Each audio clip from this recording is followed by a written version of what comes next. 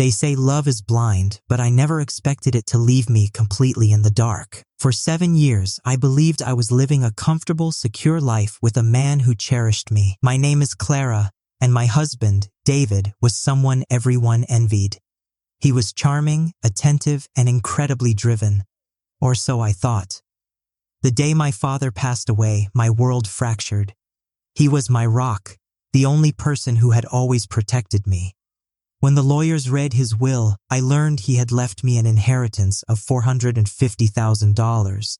It wasn't just money, it was his final act of love, a safety net he built through decades of hard work.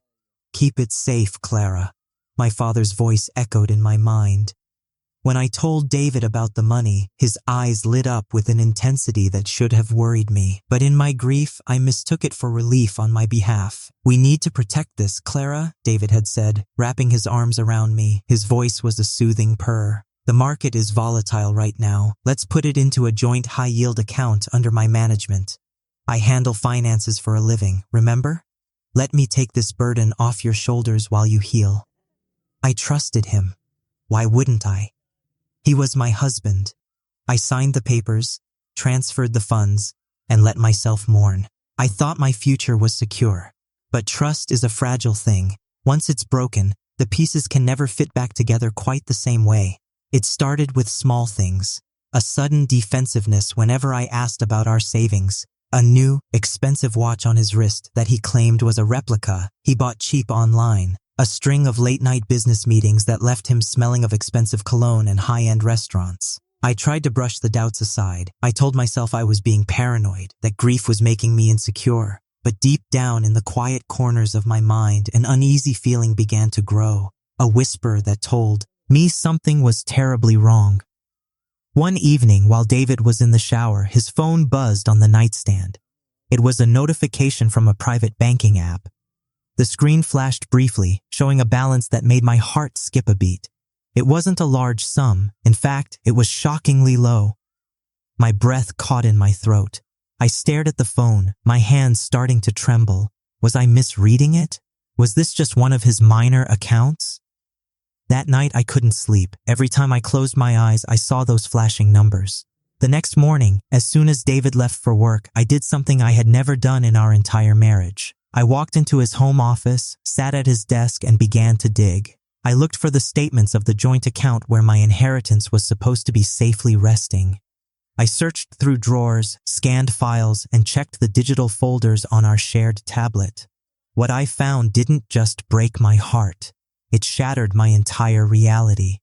The account was almost completely empty. Out of $450,000, less than $3,000 remained. I sat there in the silence of our empty house, the cold paper clutching my fingers. My father's life savings, the money meant to secure our future, was gone, vaporized. And as I stared at the transaction history, a terrifying realization washed over me. David hadn't lost it in a bad investment. He had been spending it. Large cash withdrawals, luxury boutique charges, and massive transfers to an account I didn't recognize. My husband hadn't just mismanaged my money, he had stolen it.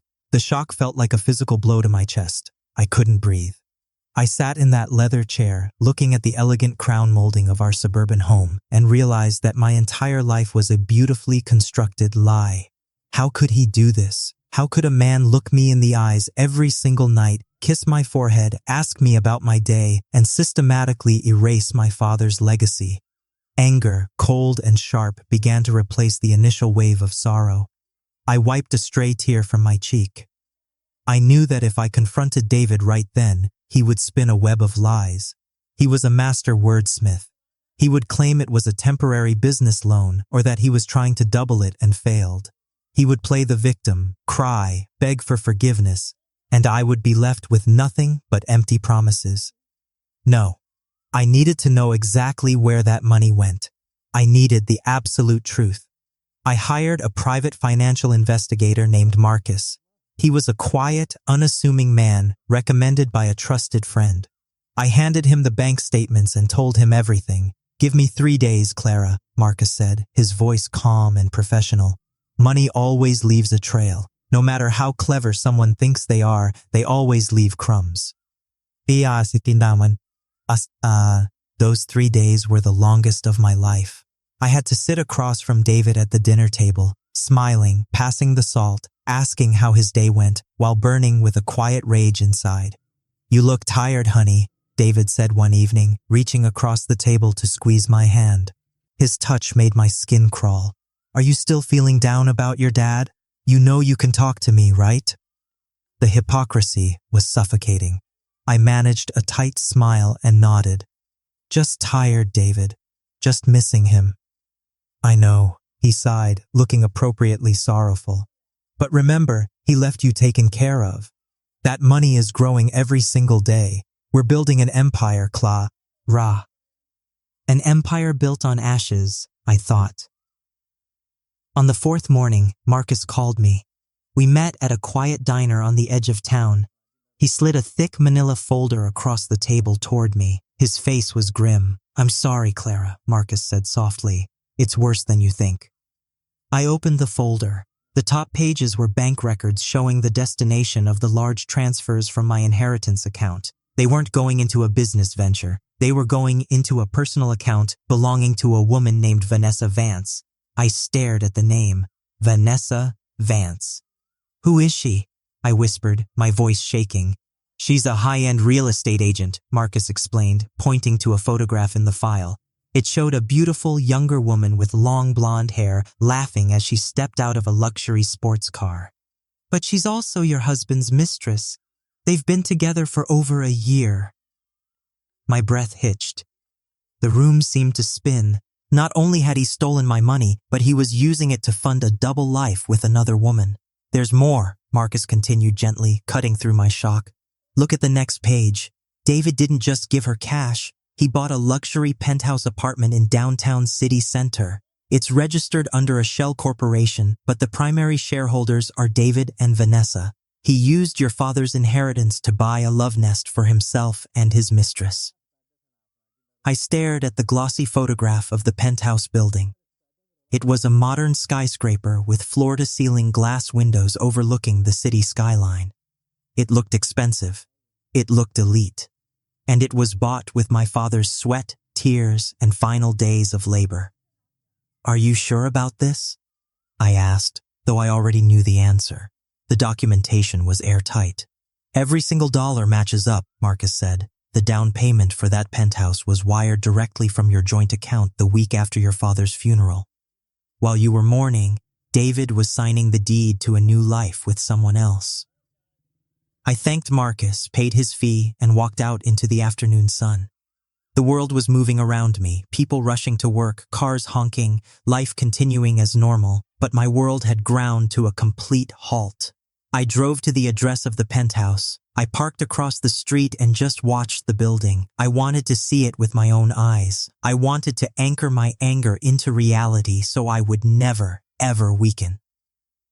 After 2 hours of waiting, a sleek black sedan pulled up to the curb. My heart hammered against my ribs as the door opened. David stepped out. He was wearing the new watch, a tailored suit, and a brilliant smile. A moment later, the passenger door opened and Vanessa emerged. She was wearing designer clothes, carrying a shopping bag from an elite boutique. David wrapped his arm around her waist. T leaned down and kissed her passionately right there on the sidewalk. They were laughing, sharing a private joke, completely wrapped up in their own luxurious world. My world. A cold, hard stone settled in my stomach. The sadness washed away completely, burned to ash by a roaring fire of betrayal. David hadn't just made a mistake. He had treated me like a fool. He looked at me as a bank account, an easy target to fund his secret desires. If I filed for a standard divorce, David would hire top-tier lawyers using my own money to fight me. Because the funds were moved into a joint account and then channeled through a complex shell company, a standard legal battle could take years, draining whatever little I had left. He might even get away with a portion of our marital assets. He thought he was a criminal genius. He thought he had covered his tracks perfectly by using corporate entities and private accounts. But David forgot one very important thing. I knew him better than anyone else did. I knew his weaknesses, his vanities, and his darkest secrets. You see, David wasn't just a financial advisor. He was a senior partner at a prestigious investment firm that handled billions of dollars for high-net-worth clients. His entire identity, his pride, his very existence was built on his reputation of absolute integrity and financial brilliance. If that reputation was cracked, he would lose everything. As I watched them walk into the building arm in arm, I made a vow to my father's memory. I was not going to cry. I was not going to scream at him. I was going to dismantle his life piece by piece, just like he had dismantled mine. I put the car in drive and pulled away. The planning had begun. To defeat an enemy who thinks he is smarter than everyone else, you cannot attack him directly. You have to let him believe he is completely safe until the trap snaps shut. When David came me home that evening, he brought me flowers. Just because, he said, kissing my cheek. You've been stressed lately, Clara. I want you to know I'm always thinking about you. Thank you, David, I said, putting the flowers in a vase. You always know exactly what to do. He smiled, completely unaware that the woman standing in front of him was no longer his gullible wife, but his architect of ruin. Over the next 2 weeks, I became a ghost in my own home. While David slept, I used a keylogger software I had covertly installed on his laptop to monitor his emails, corporate communications, and private messages. If he was bold enough to steal $500,000 from his own wife, what else was he doing at his firm? A man with a broken moral compass rarely limits his corruption to one area of life. My intuition proved entirely correct. As I dug through his encrypted corporate files, I discovered a dark secret David had been hiding for years. He wasn't just a successful partner, he was operating a shadow ledger. He had been quietly skimming small percentages from the stagnant, unmonitored accounts of elderly and overseas clients at his firm. It was a classic, slow bleed fraud. He took amounts small enough to avoid triggering internal compliance alerts, routing them through the same shell corporation he used to buy the penthouse. My inheritance wasn't the first fund he had stolen. It was just the largest single influx of cash he had taken because his greed had grown out of control. He was using the penthouse not just as a love nest, but as a physical vault. In his messages with Vanessa, I found references to a secure safe located in the penthouse office. The physical bearer bonds and cash reserves are safe in the wall vault V, one text read. If the firm ever does a deep audit, we have enough liquidity in that safe to disappear to a country without extradition. Just a few more months. He was planning to abandon me entirely. He was preparing to run away with Vanessa using the fortune he had stolen from his clients and from my father. My hands shook as I printed out copies of these conversations and financial ledgers. This was no longer just a story of a cheating husband. This was high-level corporate fraud, grand larceny, and a criminal conspiracy. I realized then that simply telling his boss or filing for divorce wasn't enough. If I just went to the police, he might find a loophole, post bail with his hidden cash, and flee before justice could be served. I needed a grand stage. I needed to expose his secret in a way that left him absolutely no escape route. I looked at the calendar on his desk. In 3 weeks, his investment firm was hosting its annual charity gala. It was the biggest event of the year, attended by all of the firm's billionaire clients, the board of directors, local politicians, and the media. David was scheduled to give the keynote speech as the star partner of the year. A cold smile touched my lips. He wanted a spotlight. I was going to give him one he would never forget. The preparations required absolute precision. One wrong move, one suspicious glance, and David would pull the plug on everything. I had to play the part of the devoted, doting wife perfectly. I began helping him prepare for the gala. You're going to amaze everyone this year, honey, I told him as we sat in the living room. The board is looking at you for the managing director position, aren't they?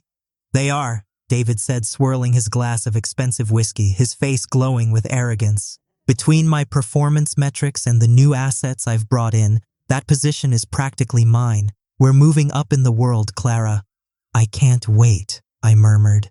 Meanwhile, I was working behind the scenes with Marcus and a brilliant legal team I had quietly retained. We didn't file any papers in court yet. We kept everything under absolute lock and key. I also needed access to that penthouse safe. I needed to know exactly what was inside it to ensure he couldn't use it as a safety net. But how could I get in without David or Vanessa knowing? The opportunity presented itself a week before the gala. David announced he was going out of town for a 3-day conference in Chicago. Thanks to my access to his emails, I knew the truth.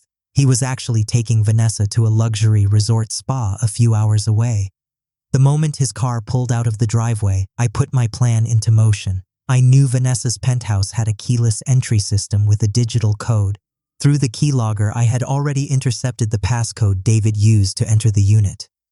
That afternoon, I walked up to the heavy mahogany door of the penthouse. My heart was pounding so loud I could hear it in my ears. I punched in the code. The lock clicked open with a soft beep. I stepped inside. The apartment was breathtakingly opulent. Marble floors, modern art pieces, and a panoramic view of the skyline. It sickened me to know that every single square inch of this luxury was paid for by my father's life savings. I walked straight to the home office. Behind a large, expensive oil painting on the wall, I found the digital safe. Marcus had provided me with a high-tech contact microphone and a specialized software tool used by security professionals to analyze electronic lock vibrations. It took 45 agonizing minutes of sweat and terror, but finally, the safe door swung open. Inside lay neat stacks of high-denominator cash, bearer bonds, and a black leather journal. I opened the journal.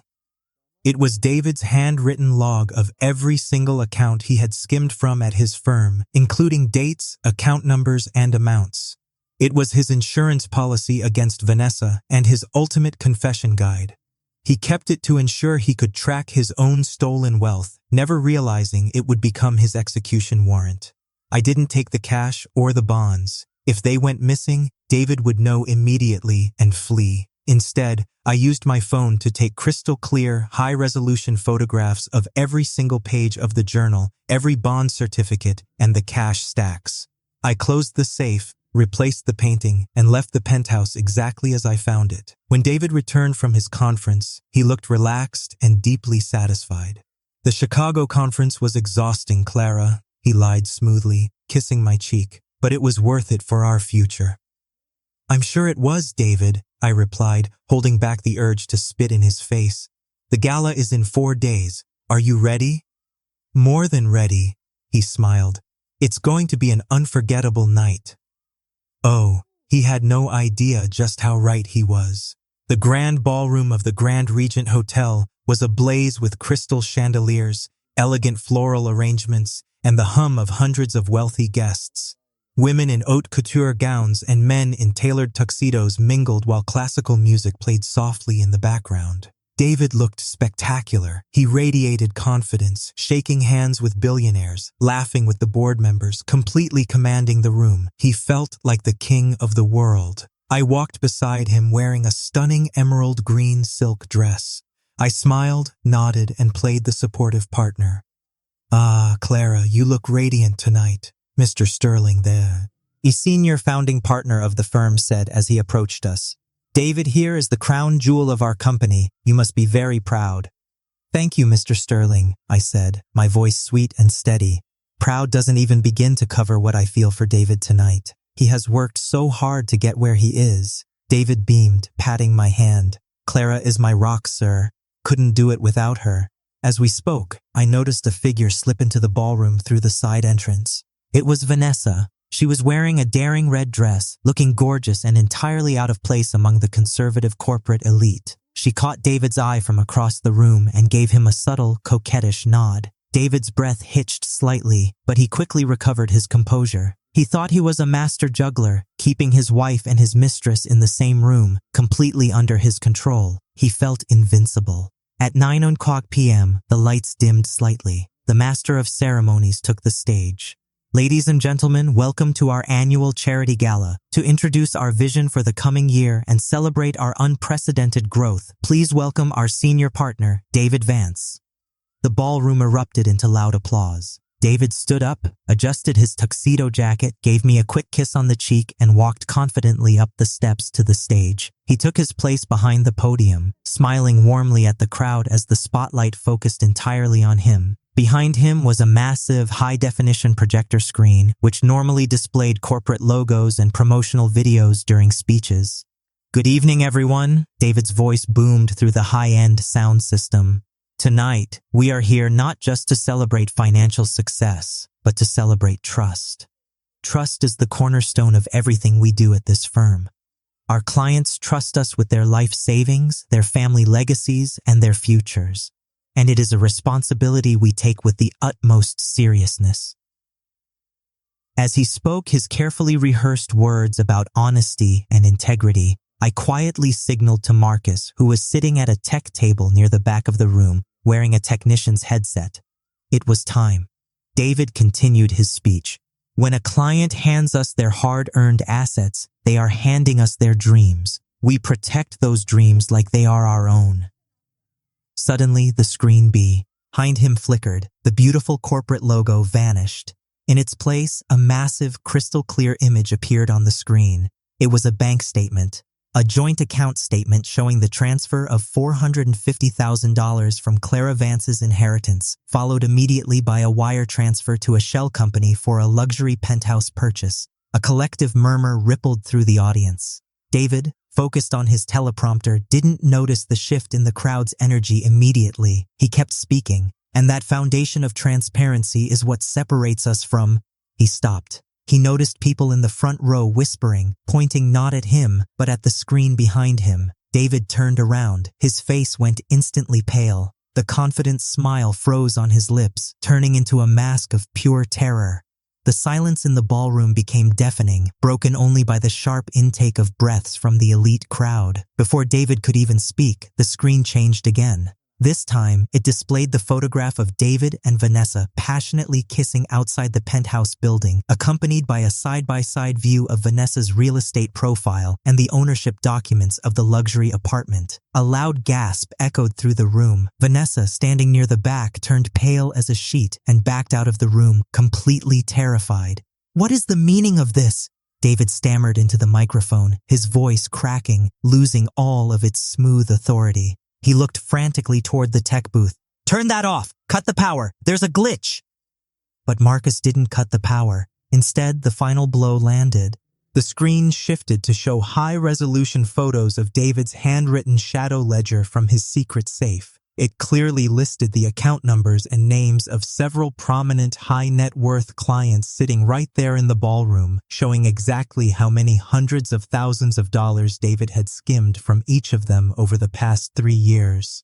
The murmur in the crowd turned into an absolute roar of fury. "Is that my account number?" An elderly billionaire in the second row shouted, standing up, his face red with anger. "Sterling, what the hell is going on here?"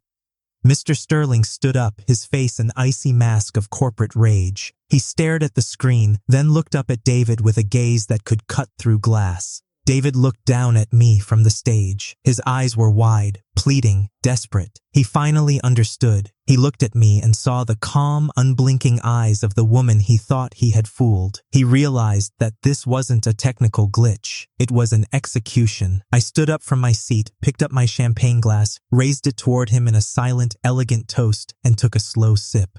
"Clara," he whispered off mic, his knees visibly shaking behind the podium. At that exact moment, the heavy double doors at the back of the ballroom swung open. 4 uniformed police officers and 2 federal investigators in sharp suits marched down the center aisle. The crowd parted for them like the Red Sea. They walked straight up to the stage.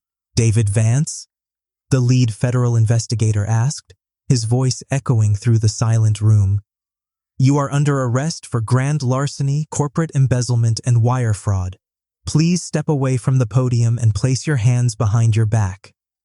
David looked around the room, searching for a single ally, a single friendly face, but there was none. His colleagues looked away in disgust. His clients were shooting curses at him. His mistress had fled into the night. He was completely, utterly alone. He slowly stepped out from behind the podium. The metallic click of the handcuffs locking around his wrists was captured perfectly by the microphone, broadcasting the sound of his ruin to the entire room. As they led him down the stage in front of the flashing cameras of the local media, he passed by me. He stopped for a brief second, his eyes tearing up. "Why, Clara?" he choked out, his voice broken. "You destroyed me." I looked him dead in the eye, my voice cold, calm, and perfectly clear. You destroyed yourself, David. I just let everyone watch. The aftermath of that night was swift, brutal, and absolute, because the evidence of David's fraud was broadcast publicly to hundreds of witnesses and the media. The authorities had everything they needed to fast-track his prosecution. The photographs of his secret ledger led federal agents directly to the penthouse safe, where they seized the physical cash and bearer bonds before he could ever touch them. The shell company was dissolved by court order, since the penthouse had been purchased entirely with stolen funds, specifically my inheritance and the skimmed money from clients. The court ordered the asset to be liquidated immediately. Through the brilliant work of my legal team, we proved that the initial $450,000 used for the down payment was entirely my separate property inheritance. When the penthouse was sold at auction, the court ordered that my full inheritance be returned to me first from the proceeds, with interest. Every single penny my father had worked for came back to me. David, on the other hand, faced the full weight of the justice system. His firm fired him within hours of the gala, stripping him of his partnerships, his stock options, and his reputation. They filed their own massive civil lawsuits against him to recover the damages to their corporate brand. A few months later, David pleaded guilty to multiple counts of federal wire fraud and grand larceny. He was sentenced to 12 years in a federal penitentiary without the possibility of early parole. The man who loved luxury, fine dining, and tailored suits was handed a coarse orange jumpsuit and a cold concrete cell. As for Vanessa, she wasn't spared either. While she claimed she had no knowledge of David's corporate fraud, the evidence showed she had actively assisted him in setting up the Shell Corporation to hide the assets. She lost her real estate license, faced massive fines for tax evasion, and her reputation in the city was completely ruined. No high-end client would ever trust her again. The day the divorce was finalized, I walked out of the courthouse into a bright, warm afternoon. For the first time in months, the heavy weight on my chest was completely gone. I felt light. I felt free. I drove out to the quiet cemetery where my father was buried. I walked through the green grass until I reached his headstone. I knelt down and placed a fresh bouquet of flowers on the stone. "It's over, Dad," I whispered, a tear falling down my cheek, but this time it was a tear of relief, not sorrow. "Your legacy is safe. I brought it home." I sat there for a long time, listening to the gentle rustle of the wind through the trees. I had lost the man I thought I loved, but in reality, that man never existed. He was a shadow, an illusion born of greed. In losing him, I had found my own strength. I had proven to myself that I was not a victim. Life has a beautiful way of rebuilding itself when you clear away the rot. With my inheritance safely restored, I didn't rush into another luxurious life. Instead, I used a portion of the funds to establish a nonprofit foundation in my father's honor. The foundation provides free financial literacy education and legal aid to women who have been victims of domestic financial abuse and marital fraud. Every day, I meet women who walk into my office with the same broken, terrified look I had when I stood in David's office and discovered his betrayal. And every day, I get to hold their hands and tell them, "You are not alone. You are stronger than you think. We will get through this." David thought money was power.